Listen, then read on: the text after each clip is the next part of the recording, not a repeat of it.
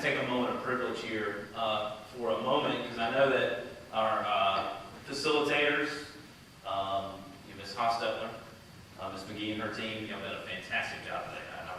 I know Mr. Layers, I don't want to steal his thunder later on, but I am going to take a moment of privilege here, because I know he's going to close us out with a few words, and I'm sure that will be part of it. But we need to take a moment to recognize the vision of Mr. Later to have this happen. I mean, Mr. Later, I feel compelled at the moment because I've been so impacted today. This has been the highlight of my week, month, whatever you want to call it. Hearing from you all, and more importantly, watching you all take this in.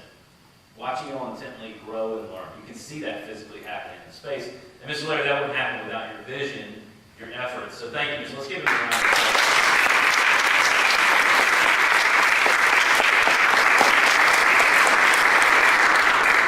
Because I know you won't say that at the end, but I need to make sure to take that moment of privilege here to do that. My message is very simple today.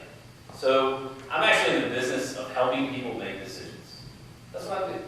I happen to be a principal that happens to be on this contract that I sign once a year. But really what I am is a facilitator of decision making. So today, I'm going to help you with that. And I'm not going to lecture you. I'll share a little tidbit of one little research study that I found just absolutely fascinating that compelled me to kind of share this. But I want to play a game with you first. So who likes games? Anybody like games? Good. That'd be good. All right. So just like in a game show, I'm going to give you two choices. You're going to have two doors to walk through. Okay? And I'm going to tease you right before lunch. All right? Because I have a vice, and one of them is chocolate peanut butter, or chocolate peanut M&Ms. All right? So I'm going to give you a choice. You can have door number one. This is door number one. Or you can have door number two.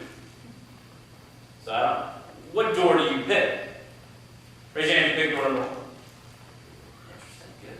Raise your hand if you pick door number two. Interesting. Okay, good. All right, so I'm not going to ask you questions to do that, but there's two distinctly different bags, obviously. You have one with a lot less of this treat, and you have one with a lot more. There's a distinct difference. So instead of asking you why you arrived to that choice, I'm going to give you a reflective space. Why did you choose that? Don't answer. Just think. What made you choose door versus door, bag versus bag? Take a second. Was it your current physical state? Was it a decision you know that if you, like me, decided to pick this door, that you would be feeling really awful in about 20 or 30 minutes? Okay? What was your decision-making process? Think about that for a minute. Reflect on why you made that decision. Because that's what I want to walk you through. Many of you in this room might not know this, but I did not start my career as a teacher. In fact, I went in a completely opposite direction. Well, not opposite direction, but a different direction. Was a consultant. Traveled all over the country doing all kinds of different things for a group of nonprofits. I came into teaching for one distinct reason. And it took me 5 years to figure out, after I started teaching, the confirmation I needed. The decision I made, the intentional. So I'm going to tell you that story. All right? So imagine a 7th grader. Imagine yourself in 7th grade, and you got a student in your class named D. We're going to call the student D. All right? So D, every day, made a decision to really test my ability to be compassionate. Right? D was a student that every day took an opportunity to show me the limits of my patience and understanding and my decision to want to be in that space to help them. Fast forward 5 years. I'm at a track meet. I happen to be there just watching some things going on with some kids, and there's this huge kid that comes up to me, about ready to start a 400 race, or 200, one of the sprint races. Comes up to me and says, "Hey, Mr. Holt," and I have no clue who this kid is. "Hey, how you doing?" He's talking to me for a few seconds. I have no clue who this kid is. It was me. He completely changed in a matter of 5 or 6 years. He said, "Mr. Holt, I'm about to go run this race, but I saw you here, and can I give you a hug?" I thought, "Wow, what do you mean give me a hug?" He said, "Mr. Holt, I tested you every single day, and you never lost your cool. You never gave me an opportunity that I was looking for, which was to give up on school." He reaffirmed the decision I made. He made a decision. He had this process as a kid that grew up into what he is, into a young man, and now still keeping in touch with me, about 26, 27 years old. That was an affirmation of the decision I made. So, just like you chose peanut M&Ms and whatever bag it was, I want you to think about decisions that you make. That's what I challenge you with. What decisions do you make to improve yourself to help others around you? What do you do? Think about it for a second. I'm not going to ask you to share any examples. What did you do today to make yourself better? An obvious answer is come here. Okay? Think about other things. What do you do on a daily basis?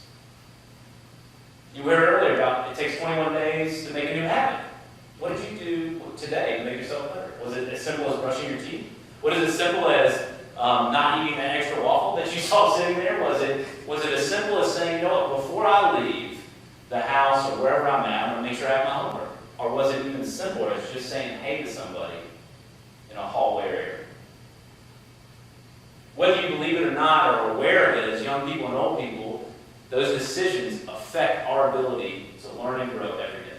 Because you're a lifelong learner. All of it is a variety of ages in here. There was a study just published, 2021, so it's very recent, where a peer-reviewed study in Psychology Today, which is this big journal, a variety of topics about psychology. These are researched, which means they're critically analyzed. They did an interesting study about decision-making and learning and how you grow.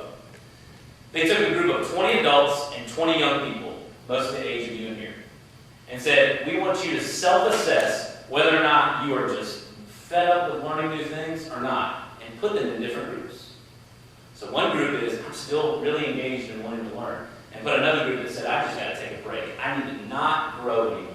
I've just had too much. Well, here's what they found in a nutshell. They found that the group that stopped in their own mind making decisions to stop learning actually digressed in their learning. So let me tell you how they did this. They just had familiarity of words. There's such a thing called disfluency, where this group that stopped, adults and children, young adults, actually regressed in their understanding of the world around them, regressed in their ability to know. They weren't even aware of it. They thought, well, I know I've reached this pinnacle, I've received a diploma, I've gone to college, I'm here, I've arrived. And I want to challenge you today with this simple thought, that the decisions you make, the decisions that you decide, whatever's inside of you making you do that, consider always trying to make yourself better. For whatever reason, it can be just for you, it can be for others, it doesn't matter. You all today have impacted me in a heavy way that I actually readjusted some of the things I was going to say because you've impacted me heavily. And I'm thankful for that, for all of you. So, consider it as you go. And consider the doorway that you take. And consider the outcomes that come. Thank you all for this few minutes.